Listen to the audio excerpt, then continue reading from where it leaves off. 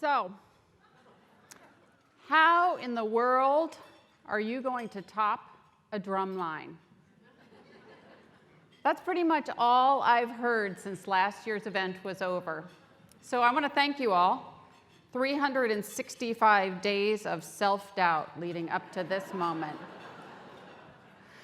For those of you who have no idea what I'm talking about, my remarks last year ended with a live 20-person high school drum line.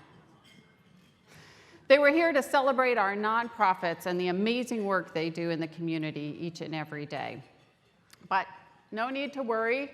The ceiling is not going to be opening up for skydivers to land on our stage today, nor am I going to be attempting to escape from a tank of water while chained in, just to prove to all of you that I could top it. As long as we're all clear that I could. Many of you were here last year, and you were asked to put in a couple of words on the web link about what you remember from last year's event. So let's see what came of that. There you go. The drum line, even above Jane Pauley. Yeah, there was such a high after that drum line last year that I might have gotten a little bit overzealous about its ability to inspire. So let's cue the shot of the first staff lunch after the event. Yeah, I thought this was a brilliant idea. Then there was the delegation of Koreans here in Arizona to learn about best practices in healthy aging. I knew that they would love a drum line. Yeah, no. Yeah, they were mortified. But I learned from all of you last year that everyone loves a drum line, and it makes everything better, right? Okay. There were a couple of phone calls to HR after this one. But I finally took my staff's advice and retired the drum line, which is okay, because we have so many sources of inspiration for our work at Experience Matters, like Sister Adele and all the other nonprofit leaders who have been at your table. I hope you heard their stories. Together, we've been making some amazing things happen, and what I want to do today is share them with you. And to do so, I'm going to begin with a story. It's Halloween 2014. Yep, I thought dressing as a biker chick would counterbalance this crazy notion that I am all work and no play. But my day ended quite differently than I expected. Yeah, not pretty in any way. Yeah, I survived the crash of my Vespa. I survived multiple stints in the ICU, a series of procedures, and probably most challenging of all, I survived the mandatory unplanned sabbatical.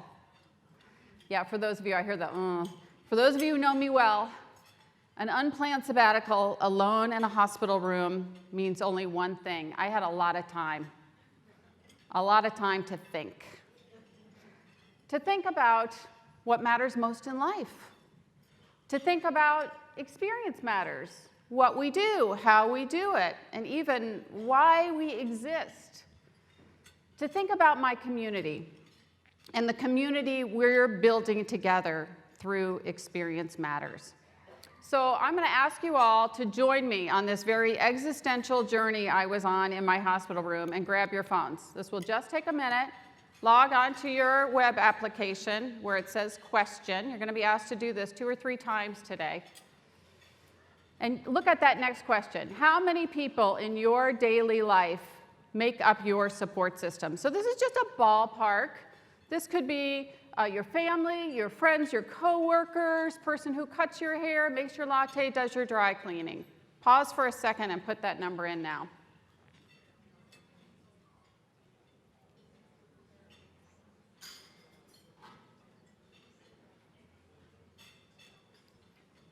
Good job. We'll keep going for another second here.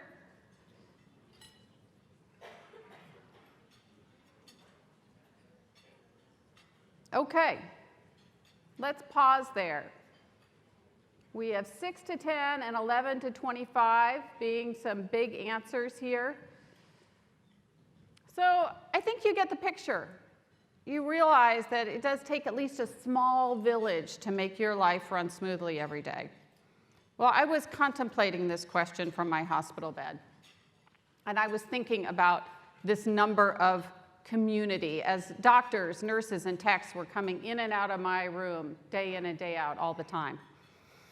As I thought about this question, I realized, yeah, you count the people who do this, but there's so much more to it. There are systems and structures and organizations that make up this sort of finely woven network that was my medical community, my safety net in this time of crisis. As I thought about this question, I could even drill it down further. So let me give you an example of what I was thinking about. The firefighters. Okay, they were the first ones on the scene, yes, and pulled me out of the street. But their systems and structures, their systems would be, their training academy and their protocols and their policies and procedures, and their structures would be, their firehouse and their fire truck. And I realized that those latter two were built decades before the people even using them were born. These pieces of the puzzle were built by people who cared about our community 30 years ago and worked hard to build it. You saw at the beginning of our show what we do. We match people to organizations who need our resources.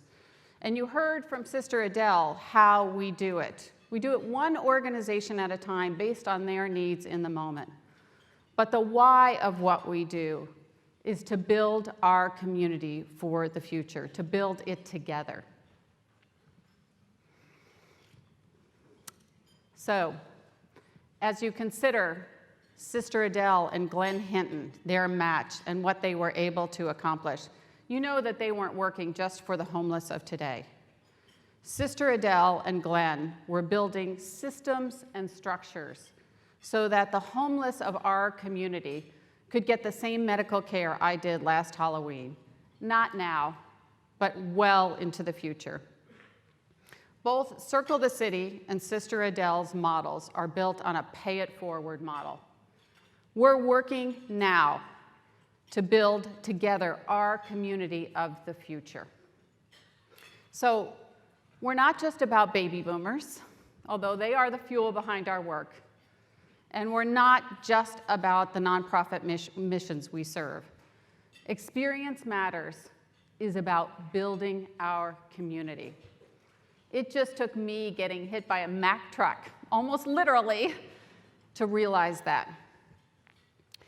My biker babe induced pause had me thinking about Experience Matters, what we do, how we do it. We were busy so much making matches, counting our matches, adding up our impact, doing reports, that we hadn't paused to think about the impact we have had on our community over the past 6 years. From my hospital bed, however, I was able to look at that perspective much more broadly. And I realized we were making a big difference here in the Valley. And not just here in the Valley, but we were making waves outside of Arizona. Sister Adele, who of course is way too humble to tell you this, but that tiny little startup, Circle the City, is now one of the top 5 respite facilities in the nation. They're being studied for their best practices.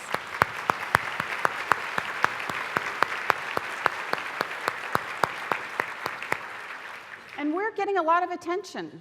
I had a call from a Fortune 500 company in California, wondering when we were going to have an Experience Matters there, so that they could have what Intel here in Arizona has, which is an organization to match their employees and their soon-to-be retirees with meaningful projects in nonprofits. We were asked to be on a panel with the Cleveland Foundation about this whole national movement and how we were putting it into practice here in Arizona.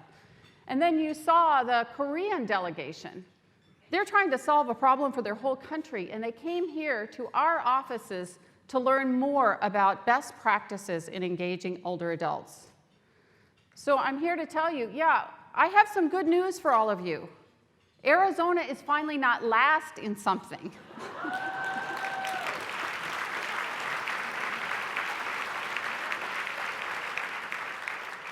Our ability to leverage this natural resource of baby boomer talent is leading the nation. And that's something we can really all be proud of. Today. So today is about moments. It's about recognizing them and taking those courageous next steps forward, about realizing that you are a part of something much bigger. It is about living your legacy and building a community for the greater good. You're going to hear Robert Egger and Robert Egger's moment when the fire burned in him so strongly that he felt he had no other choice than to start the DC Central Kitchen, which he, unlike me, understood from the start was about building his entire community, not just one organization to feed the hungry. You're going to hear from Laddie Kaur about Laddie Kaur's moment when he saw that we could redesign our future and take up our roles to create the Arizona we want. So what is your moment? I know that each and every one of you has a vision for something bigger, either for yourself personally or for your organization.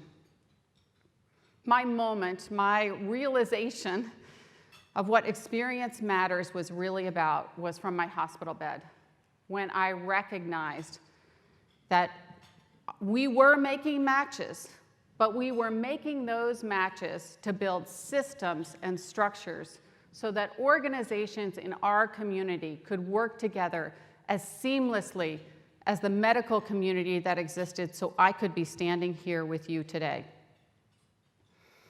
I think I knew from the start that Experience Matters was about something bigger, and this is our moment.